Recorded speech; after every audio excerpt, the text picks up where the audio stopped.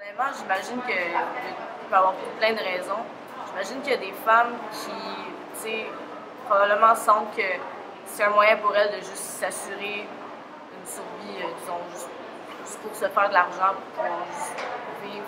Peut-être que d'autres se font un peu coercifier là-dedans. J'imagine que, comme dans toutes les situations dans la vie, il peut y avoir plusieurs motivations dans ce genre.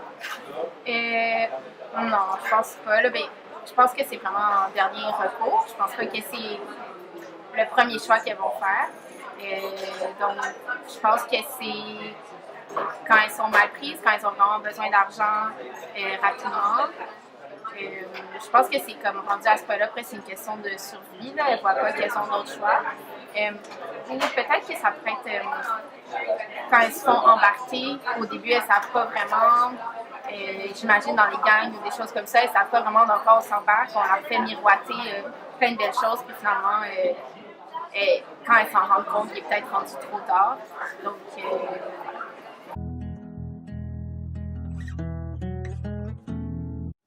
moi, dans le fond, j'ai pas vu venir. J'aurais jamais pensé de ma vie que j'aurais pensé faire de la prostitution. Franchement, c'est arrivé, puis j'ai vraiment pas vu venir. J'ai connu un homme, je suis tombée amoureuse de lui. Ça faisait au moins 2 ans que je le connaissais, puis j'avais jamais pensé ça. Puis, dans le fond, il a jamais été correct avec moi dès le début. C'est lui qui m'a emmené de l'univers de la prostitution, puis sans vraiment que je m'en rende vraiment compte. Il m'a abordé, lui puis ses amis, de devenir danseuse, puis ça a été avec des mois, après des mois, puis même pendant ce laps de temps-là, la première fois que j'étais plus intime avec lui, le lendemain matin, il m'a garoché plein d'argent sur moi. Se faire garocher de l'argent sur toi, là, quand tu es en continu, même pas sorti du lit en haut matin, là, ça laisse de quoi dans le cerveau, mais je l'avais oublié, puis c'est... Même encore aujourd'hui, quand je repense à ça, le sentiment que j'ai eu en reprenant cet argent-là, je me sentais comme s'il y avait quelque chose qui avait été comme parti en dedans de moi. Je me sentais plus... je me sentais comme un peu volant dedans de moi. Là. Il y a quelque chose qui était parti. Mais je l'ai pris pareil, mais c'est juste que je savais qu'il y avait quelque chose qui clochait déjà en partant, là, d'avoir plus d'argent qu'un taxi, puis je savais que je n'en avais même pas besoin, mais de se faire inciter de le prendre, ça a été pas un bon sentiment, mais je l'ai oublié par après, puis je me suis oublié tout le long comment il était avec moi, ça a été ça a été de l'exploitation sexuelle, qu'est-ce qu'il m'a fait, puis je l'ai réalisé des années plus tard en recherchant de l'aide, puis je me rendais même pas compte dans quoi ce qui m'embarquait jusqu'à ce qu'un beau vendredi soir, il m'emmène dans un party, j'étais tout seul de filles avec ses amis, puis qui m'aborde, il me force à prendre de la drogue, de l'alcool, puis en me déshabille devant les autres, puis danser devant les autres, puis il me parle de la job de devenir danseuse. Moi, je réalisais pas ce coup, là, c'est comme, c'est quoi, là, qu'est-ce que tu es en train de me parler, là, ça n'a pas de bon sens, là. Puis me faire changer de ville, tout ça. Je savais pas trop, j'ai essayé de fuir de ça les journées qui ont suivi, puis par après, 2 semaines plus tard, ils sont venus me faire de la violence chez moi. C'est par après, quand j'ai dit de retourner à l'école, là, je me sentais comme une prostituée. Là, je veux dire, qu'est-ce que tu fais de ta vie, puis tu dis rien, tu travailles pas, puis tu arrives à payer ton cours pareil, même si juste parce qu'il restait de l'argent dans mon compte, puis j'avais accumulé toutes mes économies depuis que j'étais toute jeune, mais tu sais, je me sentais vraiment comme une prostituée, puis je savais vraiment pas pourquoi, puis j'avais vraiment peur de me présenter à la fin du stage pour emmener mes CV et tout ça. J'étais vraiment très anxieuse. J'avais été engagée pas dans l'emploi de mon étude, mais j'ai abandonné ce travail-là 2 semaines après.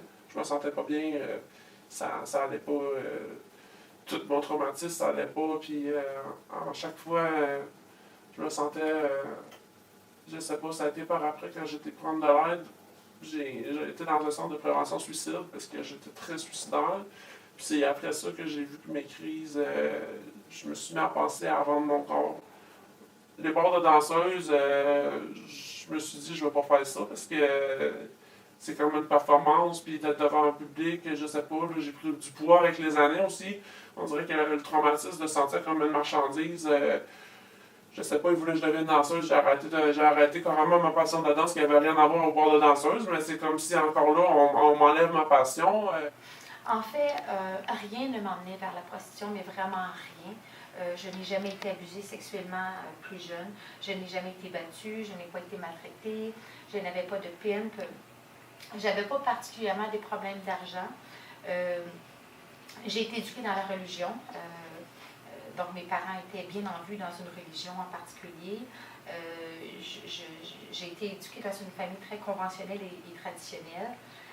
Donc, rien ne m'emmenait vers la prostitution, mais vraiment rien. Et en même temps, paradoxalement, j'avais le sentiment que tout m'y amenait, mais vraiment tout. D'abord, j'avais une très, très faible estime de moi. J'avais des parents qui avaient quand même, oui, ils avaient du succès sur le plan professionnel, mais ils avaient des enjeux au plan émotif et psychologique qui font en sorte qu'ils n'étaient pas en mesure d'aider leur enfant à développer une estime d'eux-mêmes, à construire une identité, avoir confiance en eux. Alors, j'ai été donc amenée vers ce milieu-là de la prostitution. Notamment aussi parce que je me sentais dans une espèce de recherche du père, en rapport de séduction avec les hommes. Ce qui m'intéressait, ce n'était pas de rentrer, de me retrouver à l'horizontale avec un homme, ce n'était pas de faire l'amour, je ne pensais pas à ça du tout, c'était vraiment de sentir que je séduisais. Alors j'avais un constant besoin de sentir que je séduisais, puisque je n'avais pas eu un père qui avait posé sur moi un regard bienveillant. La petite fille avait besoin de sentir que son père trouve que c'est la plus belle fille du monde, la plus intelligente, et moi je n'avais pas ce sentiment-là. Et quand votre père ne vous renvoie pas cette image-là de vous, c'est comme si vous disiez si mon propre père, mes propres parents ne sont pas en mesure de m'estimer et de me renvoyer une image à l'effet que je suis une personne valable, tu te dis, mais qui sur cette planète va considérer que je suis une personne valable? Alors j'avais une très très faible estime de moi, doublée du fait que j'avais besoin constamment d'être en rapport de séduction.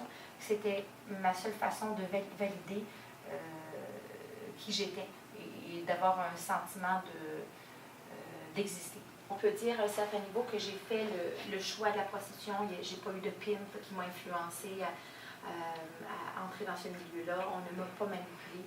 Mais c'est un choix, j'ai le sentiment, par manque de choix. C'est-à-dire que c'est un choix que j'ai fait parce que je ne voyais pas d'autre choix pour essayer de résoudre mes problèmes personnels, problèmes affectifs. Ça me donnait l'illusion, et j'insiste sur le mot illusion, que ça allait m'aider à résoudre mes problèmes personnels. Ce n'est qu'une illusion, ça ne règle pas vos problèmes personnels. Ça peut vous donner l'idée, ça vous donne l'illusion que vous les réglez. Et pour un temps, vous avez le sentiment que ça les règle, pour un temps. Mais tôt ou tard, ça vous rattrape. Et non seulement ce n'est pas aidant de se retrouver dans la prostitution, mais ça vous emmène d'autres problématiques. En fait, oui, c'était une occasion pour moi de faire des sous. Oui, ça a payé plusieurs années d'études. Dans mon cas, j'ai fait plusieurs années au cégep et à l'université. La prostitution a payé plusieurs années mes études. Mais quel prix j'ai payé? Mais quel prix j'ai dû payer? Parce que quand on se retrouve dans la prostitution, on se retrouve dans un milieu à part dans la société. On se retrouve marginalisé. Je dirais que c'était un besoin d'argent. J'avais besoin de... en fait, je travaillais pas parce que j'étais aux études. Puis, j'essayais de trouver quelque chose de facile, entre guillemets, là, dans le sens de rapide et un peu comme en dessous de la table, qui n'allait pas me demander un horaire super fixe. Puis ben, c'est ça, j'ai commencé plus avec dans un bar de danseuse. Puis il y a tout le temps comme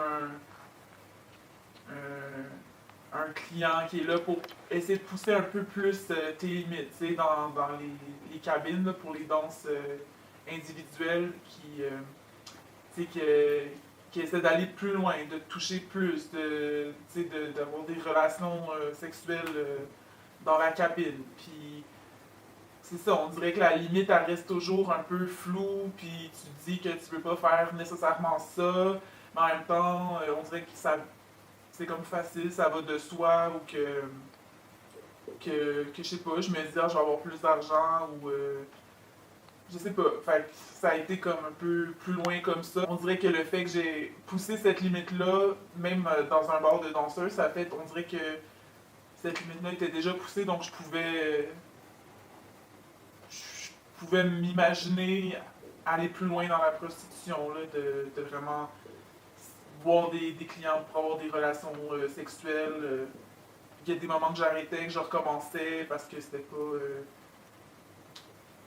Ça me tentait pas tout le temps, ou je trouvais que c'était quand même rushant, ou j'avais besoin de me concentrer plus sur mes études, je sais pas, là. Mais je suis comme en pause, mais je ne considère pas que ma situation financière fait en sorte que je suis sortie de ce milieu-là.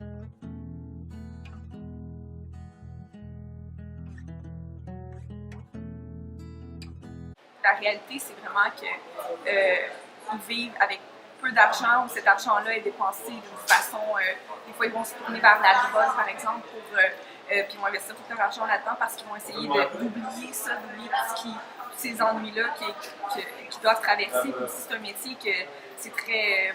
Il n'y a pas d'amour, puis c'est très répétitif, et je pense que c'est vraiment cet argent-là va être dépensé dans la drogue et tout. Puis aussi, la réalité, ben, c'est moins difficile. Avoir de la difficulté à plus se voir dans le miroir, puis essayer de comprendre qui elles sont, puis pourquoi qu'elles agissent ainsi, comme c'est un travail, mais en même temps, c'est une perte de contrôle sur eux-mêmes, vraiment. C'est pas ça la réalité, là. C'est pas glamour du tout, là, la prostitution, honnêtement. Là, même s'il y a quand même différents niveaux de prostitution, je pense que peu importe le niveau, ces femmes-là sont vraiment abusées par des hommes. Puis souvent, au départ, peut-être qu'ils ne réalisent pas l'ampleur de ce qu'ils font, mais éventuellement, je pense que ça entraîne vraiment, ils se tirent vers le bas là, quand ils font ces actes-là, puis qu'ils décident de faire ce travail-là. C'est pas mal ça. D'après moi, la réalité, elles en ont des vraiment déplorables, elles ont des conditions de vie puis déplorables.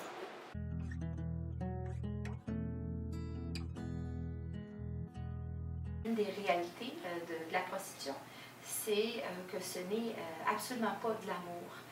Ça peut avoir l'air au premier abord parce qu'on doit bien se présenter, être bien coiffé, bien habillé, maquillé. Mais en dessous de ça, ce n'est pas... c'est plus dégoûtant qu'autre chose, je vous dirais.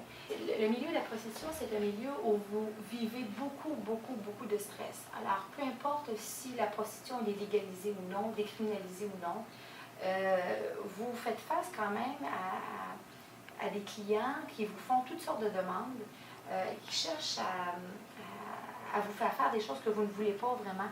Et lorsque vous êtes dans la prostitution, vous n'êtes pas dans un rapport de pouvoir égalitaire. Donc, vous n'êtes pas en position de négocier, notamment parce qu'il y a de l'argent qui est en jeu. Donc, on vous met de la pression pour accepter des choses que vous ne voulez pas nécessairement. Et aussi également dans la prostitution, c'est qu'à un moment donné, on se sent comme un réceptacle à sperme.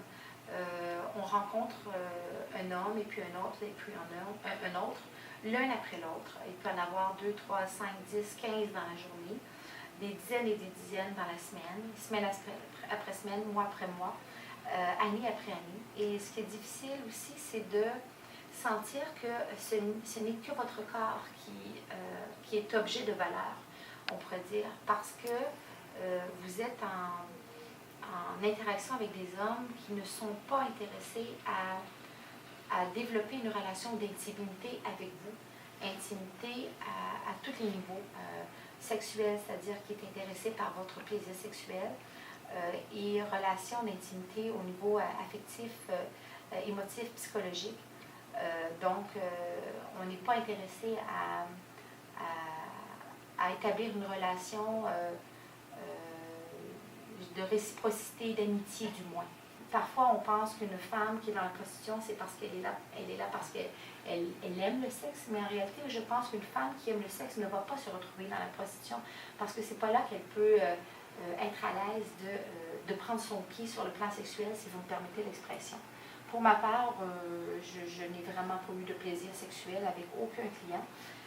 Premièrement, de toute façon, vous êtes tellement dissocié de ce qui se passe. Vous êtes tellement déconnecté de vos propres émotions et même sensations physiques. C'est l'une des raisons pour laquelle vous ne ressentez rien de toute façon. De toute façon.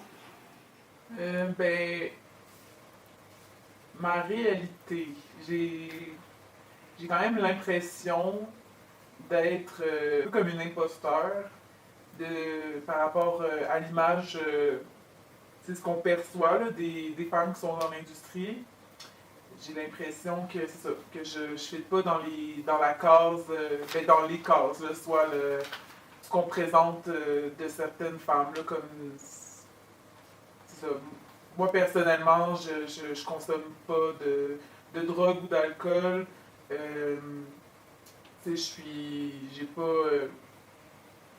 J'ai pas été recrutée. C'est vraiment, je dirais pas un choix, là, mais dans le sens que c'est pas venu de l'extérieur. C'est venu de moi. En fait, c'est venu du manque d'argent, mais c'est quand même pas des gens qui ont essayé de me convaincre. C'est moi qui comme allé vers cette option-là. Fait que déjà là, c'est pas ce qu'on entend souvent, donc j'ai comme l'impression de pas fitter dans cette case-là. Mais non, je fit pas non plus dans la case de « Ah, j'ai envie d'essayer ça, ça me tente de faire de la prostitution, puis du travail du sexe, peu importe, là, mais je suis pas dans cette case-là non plus. Je suis comme entre deux, c'était, tu sais, comme je disais, ça partait d'un besoin d'argent. Mais ma réalité pendant, c'est comme... C'est pas linéaire, là. Il y a des fois où ça se passait relativement bien, mais en même temps, je dirais pas dire que je trouvais ça plaisant nécessairement, là. C'est quand même un acte sexuel que j'avais pas envie, donc, qui n'était pas nécessairement consentant, en tout cas pas un consentement libre et éclairé, là. C'était plus... C'est par manque d'argent, manque d'autres choix. Puis, il y a d'autres fois où est-ce que vraiment ça me tentait vraiment pas et que je me forçais vraiment à le faire. Ou que c'est arrivé aussi qu'on me force à faire des choses que je voulais pas, là.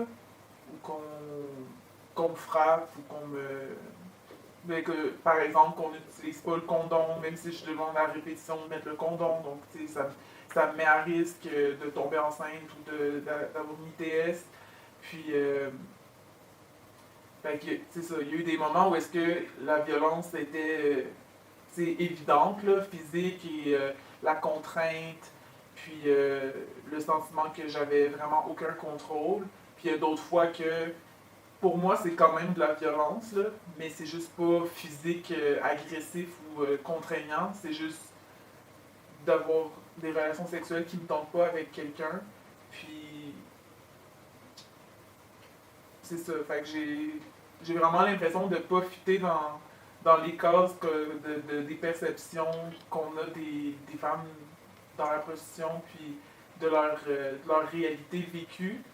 Puis, j'ai quand même l'impression que je dois pas être la seule à vivre ça, mais que, étant donné que ce qui est montré dans les médias ou même dans certains documentaires, j'ai l'impression que je me retrouve pas là-dedans, fait que je me sens un peu, comme je disais, comme une imposteur, puis pas vraiment, je sais pas, là, je me sens pas représentée, disons. Puis, tu sais, moi, mon expérience, c'est pas sur des sites d'escorte, c'est pas... tu sais, oui, j'ai dansé, là, mais sinon, c'était vraiment comme indépendante, là. Puis honnêtement, moi, je choisissais, tu sais, je voyais pas plusieurs clients dans une journée, là, puis même dans une semaine, j'y arriverais pas. Là. Ça m'est arrivé quelques fois d'avoir vraiment besoin de beaucoup d'argent puis de voir 3 clients en 3 jours. Puis après ça, il fallait que je prenne un break d'1 mois parce que ça m'avait vraiment trop affecté. Là. Mais on dirait que je me sens comme pas légitime de trouver ça difficile ou de trouver que c'est beaucoup parce que ben ce qu'on nous montre que c'est être escorte ou être dans la prostitution, c'est vraiment d'avoir plusieurs clients dans une journée. Puis quand on parle de violence, on parle vraiment de violence comme qui explicite, là, où est-ce qu'on se fait frapper ou bardasser ou étrangler puis traiter de nom, mais même le client qui peut paraître le plus gentil, t'sais, au final, si je fais pas ce qu'il veut, il peut bien devenir moins gentil. Ou, tu sais, je sais pas, là, j'ai déjà eu, j'ai des commentaires qui peuvent paraître banals, puis pas graves, parce que, c'est pas des insultes vraiment, mais que moi, ça m'affecte. Là, en tout cas, je me sens vraiment comme s'il fallait que je sois à l'image de ce que l'autre veut, puis ça m'écoeure vraiment, puis pour moi, je trouve ça violent parce que je sais pas, là, déjà qu'en tant que femme, on vit ce genre de choses-là tout le temps dans la société, là, comme d'avoir des standards de beauté et qu'il faut ressembler à ça pour laisser encore plus présent, j'ai l'impression, dans l'industrie. Puis c'est comme si, dans ma vie de tous les jours, j'essaie de déconstruire ça, puis de me dire non, je vais pas accepter qu'on me dise quoi faire avec mon corps, puis de quoi je dois avoir l'air pour plaire. Mais en même temps, dans l'industrie, c'est comme si tu veux avoir de l'argent, t'as comme pas le choix de faire certains sacrifices, on dirait, puis de pousser un peu tes limites, puis, tu sais, c'est ça, là, des fois, je peux me permettre d'être plus sélective, mais il y a d'autres moments où est-ce que vraiment, financièrement, j'ai pas le choix de faire des compromis que je ferais pas autrement, tu sais.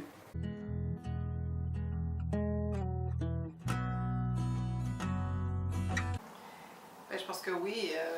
Je veux dire, l'activité sexuelle d'une personne, ça relève de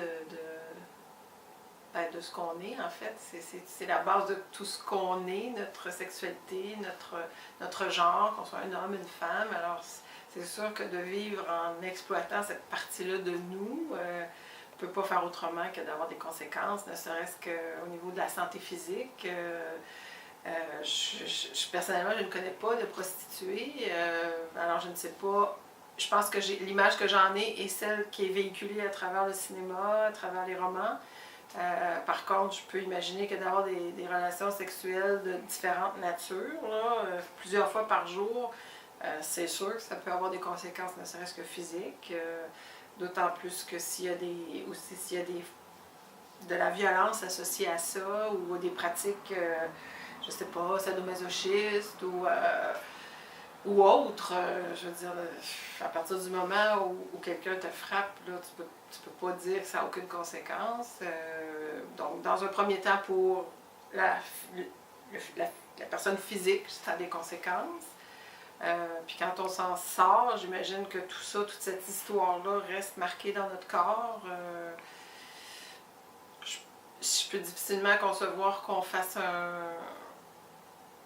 une barre là-dessus, puis dire « Ah ben là, j'en suis sortie, donc j'oublie tout ça », c'est impossible. Je veux dire, moi j'ai accouché 3 fois, puis ces accouchements-là sont inscrits dans mon corps, ça fait partie de mon histoire, donc je peux imaginer que si on intervient sur mon corps en plus, oui, en partie par ma volonté, j'imagine que certaines femmes choisissent de faire ce métier-là parce qu'il y a une rémunération qui est plus intéressante, pour en tout cas différentes raisons. Là, comme je ne connais pas de femmes ou d'hommes qui se prostituent, c'est difficile pour moi là, de connaître les raisons pour lesquelles on fait ça. Donc oui, des conséquences physiques, oui, des conséquences financières. Quand on s'en sort, ça doit être très difficile si jamais, je ne sais pas si elles sont bien rémunérées lorsqu'elles se prostituent, mais si par exemple elles étaient des escortes de luxe puis qu'elles veulent s'en sortir, j'imagine que de retrouver des niveaux de rémunération qui frôlent les milliers de dollars par semaine, ça ne doit pas être évident. Donc des conséquences financières, des conséquences psychologiques, comme je disais, on ne peut pas effacer qu'est-ce qui s'est passé autour de notre corps, comme ça. des conséquences affectives. Peut-être que c'est très difficile pour elle de faire confiance maintenant à des hommes ou à d'autres femmes qui ont peut-être exploité. Elles ont peut-être été exploitées par d'autres femmes. Donc, comment faire confiance après ça aux autres? Je pense que les conséquences sont multiples et très profondes. S'il y a des conséquences, forcément, toute action a nécessairement une réaction. C'est un principe newtonien qui a quand même ses répercussions en sciences sociales aussi. Donc, je pense que oui. Quel genre de conséquences, j'imagine, considérant la marginalisation sociale que les travailleuses du sexe vivent, que ça doit se mettre dans des situations qui sont vulnérables économiquement, également vulnérables à la violence, puis probablement également vulnérables à la persécution judiciaire et policière. Au-delà de ça, en tant que personne qui n'a jamais été ni femme ni travailleur du sexe, je ne pourrais pas en dire plus que ça.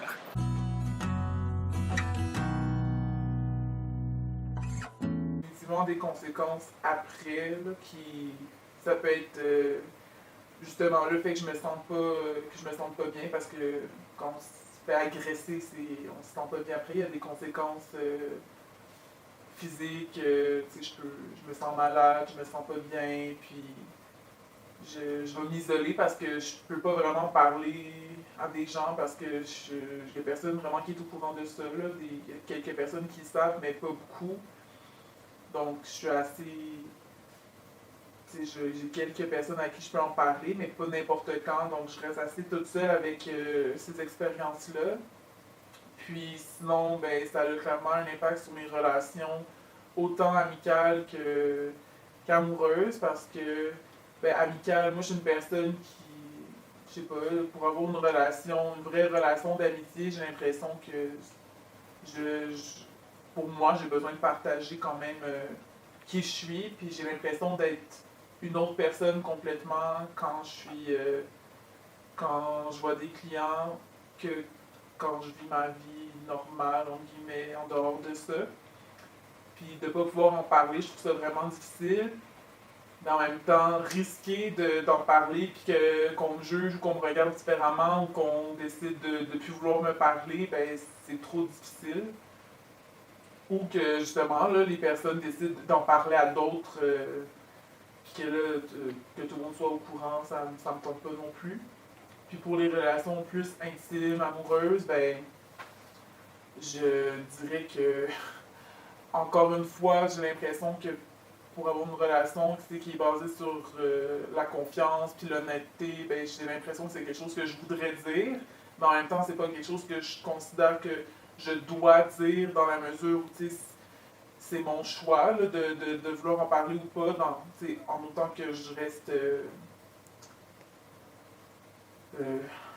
que je mette pas la sécurité, la santé de la personne que mon partenaire ou ma partenaire sexuelle que je fréquente en danger, là, de ne pas lui transmettre d'ITS. Donc, sinon, je pense que ça me revient, sauf que pour moi, c'est important de pouvoir partager. Puis, j'ai l'impression de ne pas pouvoir être moi-même, qu'il manque que la personne ne me connaît pas vraiment, puis, je sais pas, il manque quelque chose pour qu'il y ait vraiment une vraie connexion avec la personne. Puis sinon, sur le plan sexuel, je pense que c'est là que je vois la conséquence la plus évidente, c'est que je réalise vraiment qu'à force de dissocier pendant les actes sexuels, que quand j'ai des relations sexuelles avec des personnes que j'apprécie, pour qui j'ai du désir, ben je dissocie aussi. J'arrive pas à être là. Fait que j'ai pas de plaisir, puis des fois j'ai des flashbacks là, de moments, puis des fois c'est même pas des agressions, comme je disais, agressives, là, c'est juste, à un moment donné, il y a quelque chose que je me souviens que j'avais pas aimé, que la personne avait fait, puis je me souviens de ça quand j'ai des relations sexuelles avec une autre personne, puis j'ai un flashback, puis je me sens pas bien, puis là je fais une crise de panique. Puis la personne ne comprend pas ce qui se passe, puis je peux pas lui en parler parce que je veux pas qu'elle me juge.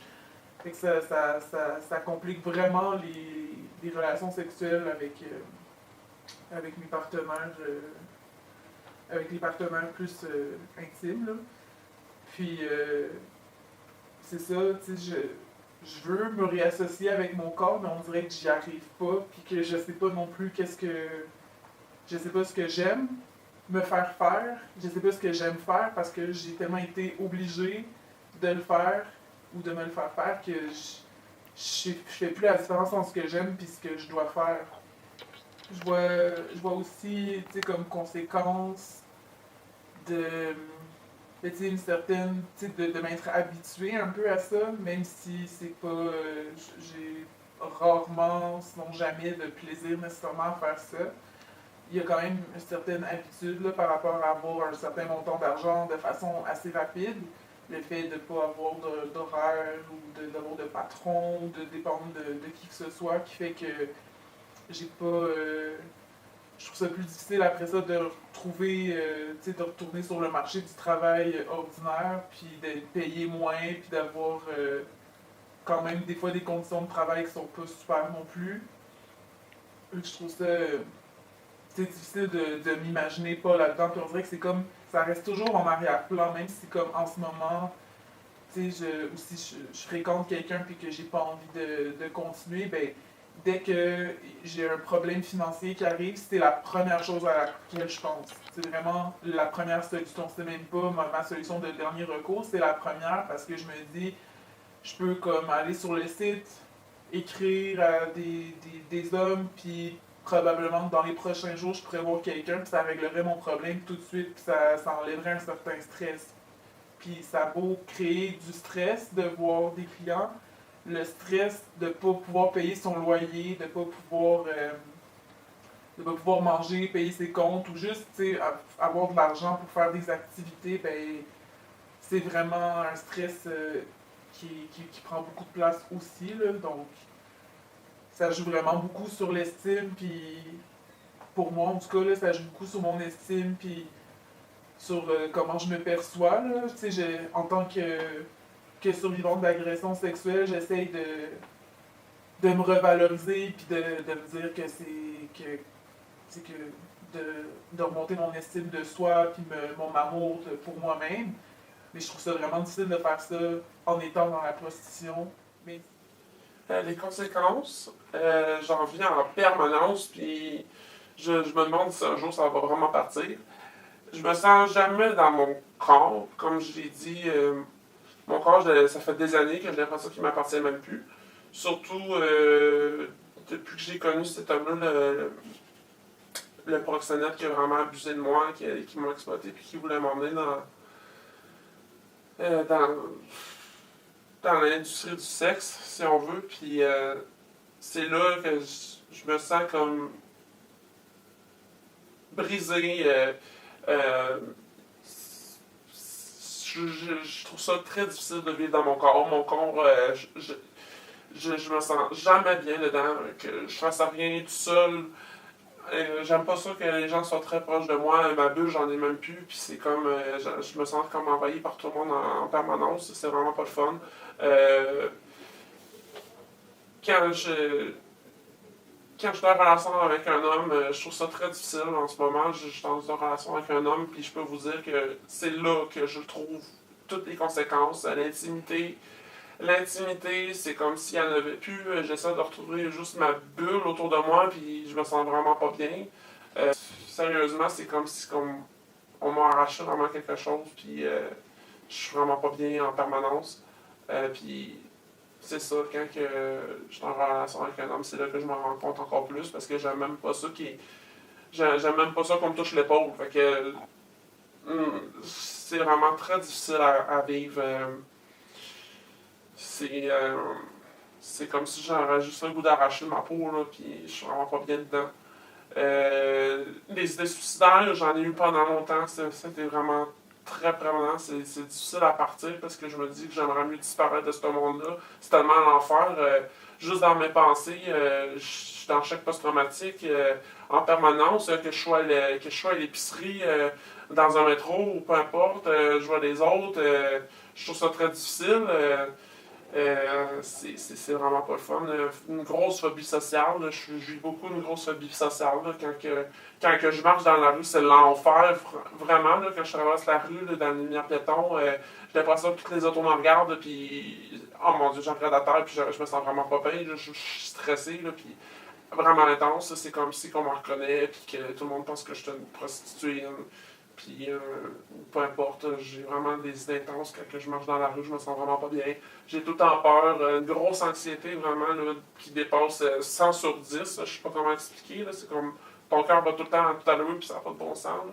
Ou l'insomnie aussi, c'est sûr que je vis de la grosse insomnie, je vais pas dormir pendant 4-5 jours. Ou je me couche à 4-5 heures du matin, puis je vais dormir jusqu'à 8-9-10 heures le soir, puis je me réveille pas.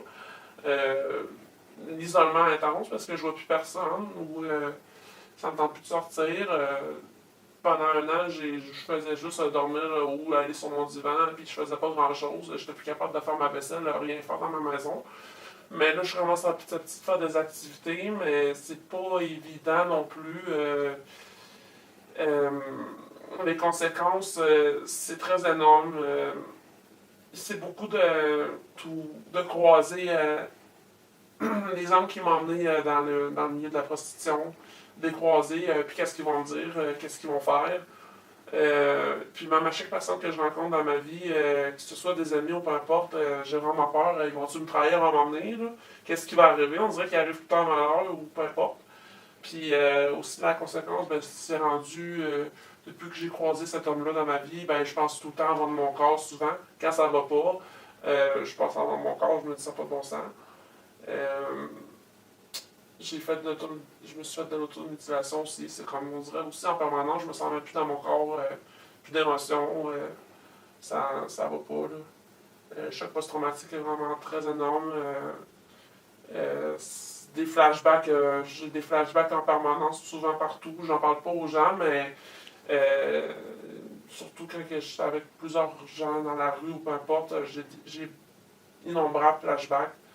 Plus de confiance en moi, mon estime de moi-même est partie.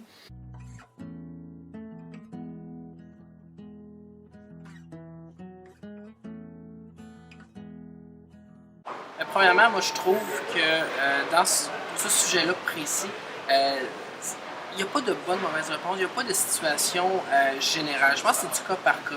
Ma perception pour ces personnes-là, c'est une perception où j'aimerais, moi personnellement, qu'on essaie de les aider, de les guider pour sortir de ce milieu-là, de leur donner des outils pour faire des formations, pour faire peut-être, de sortir vraiment de ce milieu-là, puis d'aller dans des marchés plus conventionnels, c'est-à-dire des marchés du travail que monsieur, madame, tout le monde font, exactement, que ce soit une technique, un DEP, quelque chose de plus universitaire. Donc, essayer de leur donner des outils à ces personnes-là.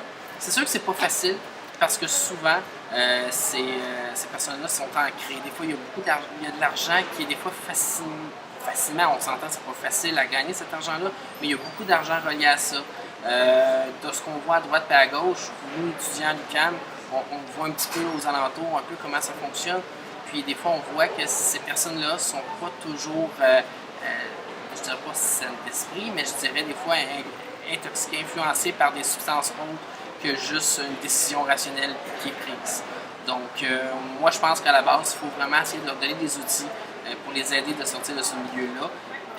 Ça, c'est dans un premier temps pour répondre à la première question. La deuxième question, moi, mon opinion des hommes qu'utilisent ces services-là, je mets en parenthèse, en guillemets service, parce que c'est un mot qui est assez fort.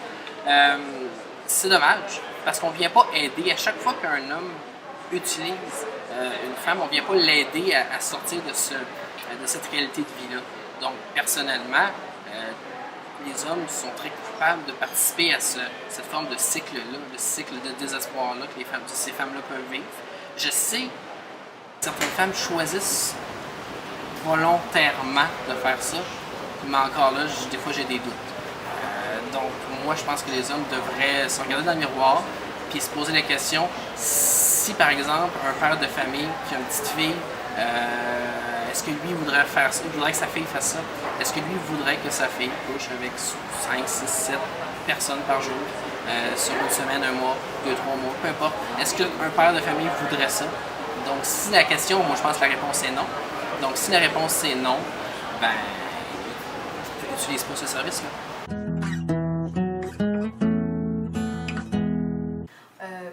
Concernant la femme prostituée, on oublie que c'est une mère, comme toutes les autres mères, que c'est une sœur, que c'est la fille de, que c'est la voisine de, la cousine de, la conjointe de. Quand dans la société on parle des femmes prostituées, c'est comme si c'était des êtres humains loin de nous, tellement différents de nous, comme s'il y avait elles et qu'il y avait nous, alors qu'elles sont comme nous, et que ces femmes-là aspirent à les mêmes, ont les mêmes aspirations que les autres humains de la société, ont les mêmes besoins fondamentaux, si on pense à l'échelle de Maslow. Il n'est pas rare que des clients ont 40, 50 ans et qu'ils ont 20, 30 ans de plus que la prostituée avec qui ils font affaire. Si vous demandez à ces hommes-là, est-ce que vous accepteriez que votre fille se prostitue? Certainement qu'ils vont dire non. C'est une espèce de ce qu'on pourrait appeler deux poids, deux mesures. C'est incongru. La majorité des femmes qui se retrouvent dans la prostitution souhaiteraient changer de milieu. Au-delà de ce qu'on peut penser, de ce qu'on entend dire dans les médias parfois, celles qui disent qu'elles sont vraiment dans ce milieu-là par choix et qu'elles sont heureuses de leur choix professionnel, c'est une infime minorité. Parce que la majorité silencieuse, on ne l'entend pas. Et cette majorité-là souhaiterait changer de milieu. Moi, ce que j'ai vu sur le terrain, avec toutes mes années de bénévolat, avec des femmes dans la prostitution, c'est que ce sont des femmes qui souhaiteraient changer de milieu et vous leur donneriez une baguette magique, leur donnant l'opportunité de changer de milieu, elles la prendraient. La très, très grande majorité. J'arrive pas à comprendre comment les hommes peuvent acheter le corps d'une femme. Pour moi, c'est insensé, puis je me dis, il y a quelque chose qui cloche à quelque part, parce que je me dis, ça n'a pas de bon sens. Je sais que les clients, eux autres, sont prêts à faire des affaires qu'ils ne feraient jamais à leur femme. Pourquoi que ça serait plus correct de faire ça à une femme qui vend son corps à une prostituée ou une danseuse ou peu importe? Pourquoi c'est plus correct d'aller dans un bar de danseuses, puis que ces femmes-là, c'est correct sans penser que ça pourrait être votre fille, votre cousine, votre soeur ou votre amie ou peu importe. C'est, je veux dire, je comprends vraiment pas. Puis de dénigrer ces femmes-là, ça ne mérite pas qu'on mérite de vivre ce sort-là, qu'on est plus dégueulasse qu'une autre. On a toutes des histoires différentes, mais ça ne veut pas dire qu'il y en a une qui est moins importante qu'une autre. Puis je me dis, chaque femme mérite d'être sauvée là-dedans. Je sais c'est quoi dans la peau de cette femme-là, mais je trouve ça dommage que la société et les hommes surtout n'arrivent pas à avoir de l'empathie et à comprendre ça, puis d'être capable d'acheter le corps d'une femme, puis de vraiment pas avoir de cœur pour avoir conscience de la souffrance qu'elles vivent, puis d'imposer toutes les choses qu'elles vont faire juste pour de l'argent. Je veux dire, tu es conscient de ce que tu vas y faire, mais pourquoi leur faire ça, puis tu es conscient que c'est pas correct parce que tu veux pas la faire à ta femme.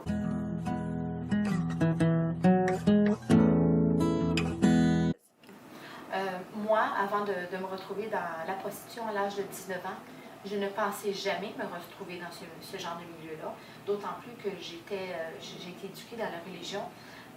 J'avais des parents très sérieux, un père qui est un homme d'affaires, une mère qui est intellectuelle.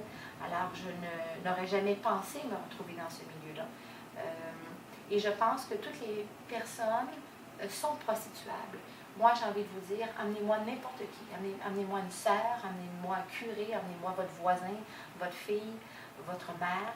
Et en 3 semaines, j'en fais une personne qui arrive à se prostituer sans trop de problèmes. C'est-à-dire, bien sûr que c'est problématique et bien sûr que ce n'est pas une situation qui est agréable, loin de là.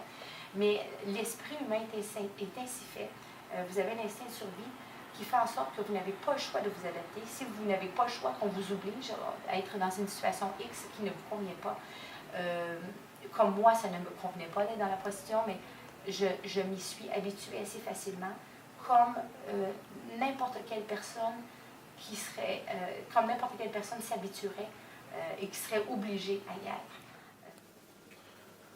Le message que je ferais aux femmes, aux jeunes femmes, ou peu importe votre âge, qui seraient amenées à aller dans la prostitution d'une manière ou d'une autre, que ce soit proposé par quelqu'un ou de vous-même, ou peu importe, le choix, c'est certain que si c'est imposé par un homme, puis que vous vous rendez peut-être pas compte en ce moment que c'est imposé, ou même forcé ou incité, ou peu importe, que c'est peut-être pas nécessairement ce que vous voulez, mais que vous vous sentez tenté, mais que vous ressentez un petit peu une crainte. Écoutez-la, cette crainte, c'est ce que je peux vous dire. C'est que vous ne vous rendez pas compte, mais vous vous mettez en danger. C'est un grand danger, bien plus que vous le pensez. Puis un coup rentré, c'est vraiment difficile de s'en sortir. Si vous écoutez votre petite voix intérieure, vous la ressentez qui vous dit en dedans de vous que je devrais peut-être partir, mais partez. Je vous dis, ça vaut pas le coup. Allez chercher de l'aide. Il y a pas mal plus d'aide que vous pensez. Ça vaut le coup de survivre, de rester en vie, puis de pas rendre son corps.